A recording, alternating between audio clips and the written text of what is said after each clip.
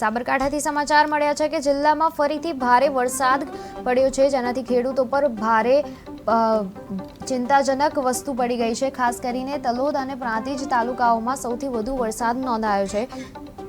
પણ આ તો નિષ્ફળ જેવું લાગે છે અને શાકભાજી તો સંપૂર્ણપણે હાલ નુકસાન જેવી છે અને નુકસાનીના કારણે અમે સરકારને રજૂઆત એવી કરીએ છીએ કે અમે તાત્કાલિકના ધોરણે તમે ખાલી પેપરમાં વકરા નથી આપો કે આટલું વાવેતર સાબરકાંઠામાં થઈ ગયું, આટલું તલોદ તાલુકામાં થઈ ગયું, આટલું એ બિલકુલ વસ્તુ ખોટી છે।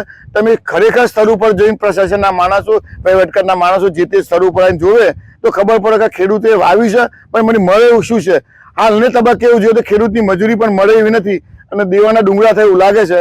એટલે જો ભાજપ સરકાર વિચારતી હોય ખેડૂતોના હિતનું તે તાત્કાલિકના ધોરણે હાલની પરિસ્થિતિનું સર્વે કરાવે તેને સાચી હકીકત મળે, સાચી ખબર પડે અને જો થોડું ઘણું વળતર આપે સરકારમાંથી અપેક્ષા રાખીએ છીએ તો મજૂરી તો મળે ખેડૂતને, બાકી તો કંઈ લોબુ મળવાનું નથી, પણ મજૂરી જેટલું મળે તો ખેડૂતના શોષણ જેવું થાય અને પોતે શિયાળુ ખેતી કરી શકે।